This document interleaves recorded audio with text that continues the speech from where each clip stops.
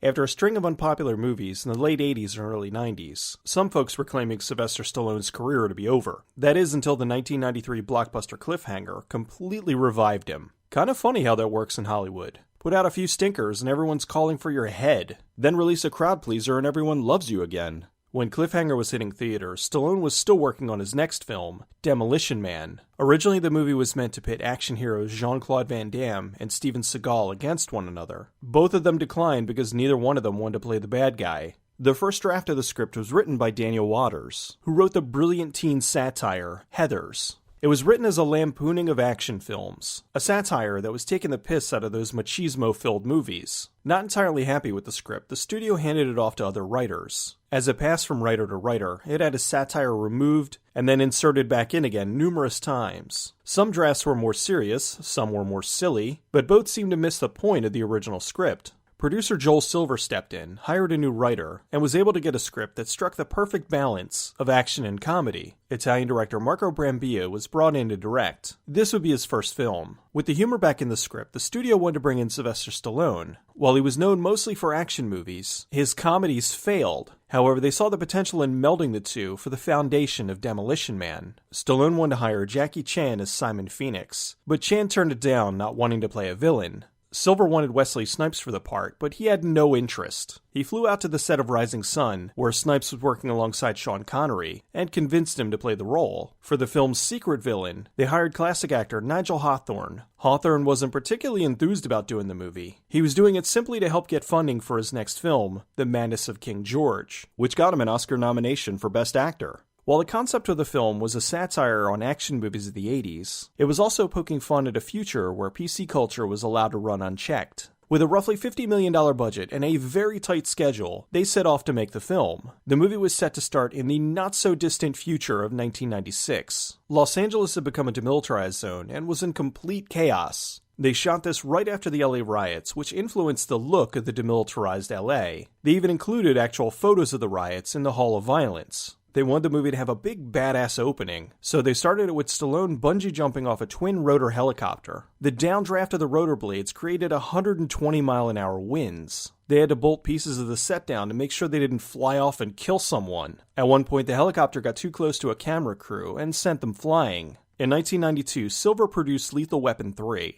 In the film, there was a huge explosion when they blew up the old city hall. The building was scheduled for detonation, so the film crew worked with the city in order to allow them to film it for the movie. In Demolition Man, they discovered there was an old government water and power building that was out of commission. They spoke with the local officials, and this time, they were able to hire their own detonation team to design the explosion to be much more dynamic. The movie was shot mostly around Orange County, California, and at the WB Studios in Burbank. Some of the backgrounds were matte paintings. The movie was influenced by the novel Brave New World. Brave New World's about a future where everything you do is predetermined, so you won't offend anyone. Lenina Huxley's name is a combination of Lenina Crown, a character in Brave New World, and Aldous Huxley, the author. For the character, they originally cast Lori Petty. The first day on the set, they were filming the not sex scene, and the director immediately knew that she wasn't right for the role. They let her go and hired a then unknown Sandra Bullock. The cryo prison was the most expensive set, so they shot as many scenes there as possible to justify the cost. The fluid being poured on Stallone was glycerin. The concept for the cryogenics in the movie was taken from the Kurt Vonnegut novel, Cat's Cradle. In the book, there was a substance called Ice-9, a seed crystal that would immediately freeze any water it came into contact with. For the opening sequence, the frozen Stallone is a body mold of the actor. They propped the dummy in the air, filled the room with smoke, and flew a camera around it, which gave the appearance of him being in ice. They had a partnership with GM, who provided them with 18 concept cars, called the Ultralights. They made another 20 replicas to be used as stunt vehicles, and ones that were destroyed.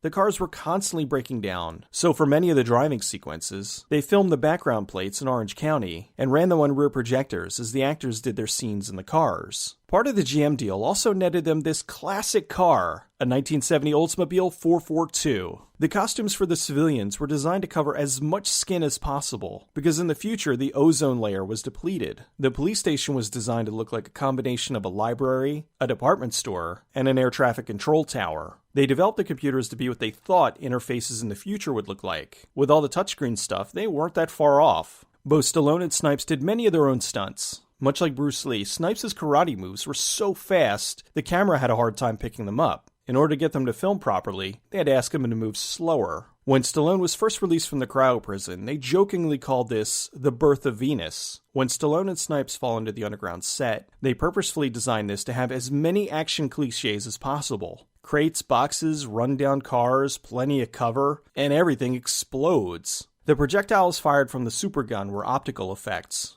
Being that this was 1993, there were almost no computer effects. The post Snipes beat Stallone with was made out of plastic. An ongoing gag of the film was that Taco Bell was the restaurant that won the franchise wars, so all restaurants were now Taco Bells. They spoke to many different chains, and Taco Bell was one of the few that didn't mind being showcased in an R-rated movie. They even helped them design the mariachi outfits the waiters wore. Since Taco Bell wasn't widely available outside the US, for the international cut of the film, they changed Taco Bell to Pizza Hut. Your tone is quasi-facetious, but you do not realize that Taco Bell was the only restaurant to survive the franchise wars. So? Now all restaurants are Taco Bell.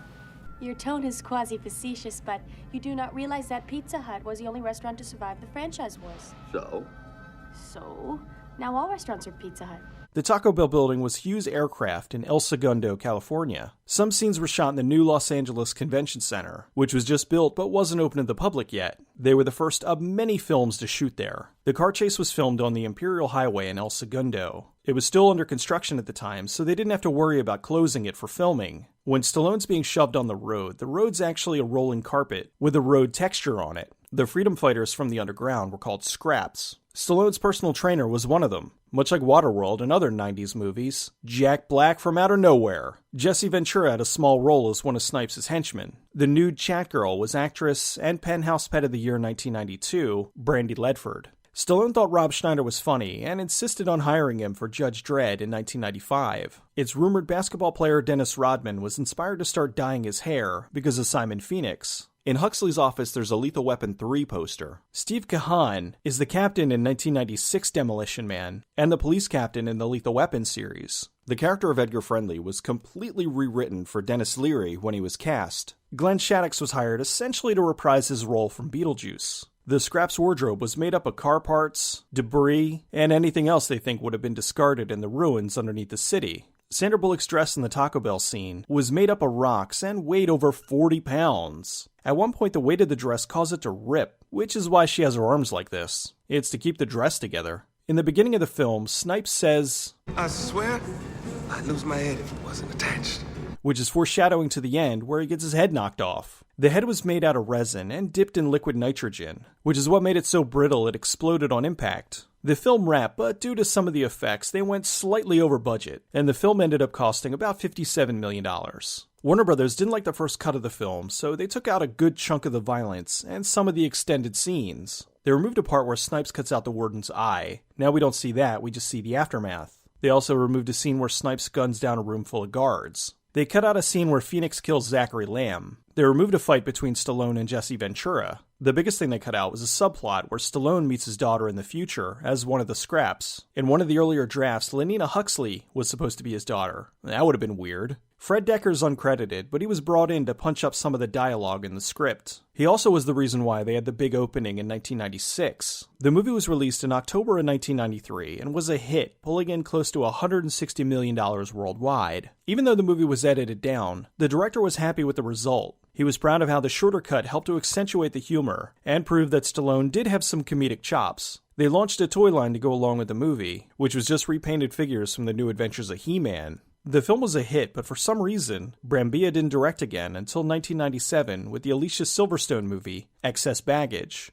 Even though Cliffhanger saved Stallone's career, I feel Demolition Man's the one that holds up better. Cliffhanger's a fun action movie, but Demolition Man is a fun action movie, plus a hilarious satire goofing on both action movies and PC culture. The name of the movie comes from the song Demolition Man. Originally it was written by Sting, but performed by Grace Jones in 1981. Sting liked her rendition so much, he did his own version with the Police on a later album. He re-recorded the song solo for the soundtrack of the film. This movie is a classic and one of my favorites from Stallone. While most critics at the time hated the movie, it was enjoyed by the general public. There was talk of a sequel and possible prequel, but neither happened and it's too late to do one now. Most likely at this point, they just reboot it. The movie also foretold a lot of things. Self-driving cars, tablet computers, full-screen video chat, teleconferencing, and more. Demolition Man is a rarity, a smarter-than-expected action comedy that has just as much bite now as it did back in 1993. Perhaps more. We never did get a sequel, but at least we finally found out how those 3 seashells work.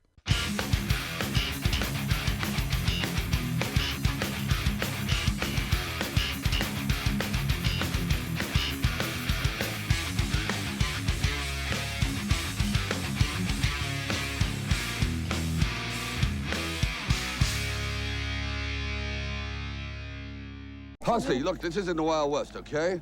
The Wild West wasn't even the Wild West. Hurting people's not a good thing. Well, sometimes it is, but not when it's a bunch of people looking for something to eat.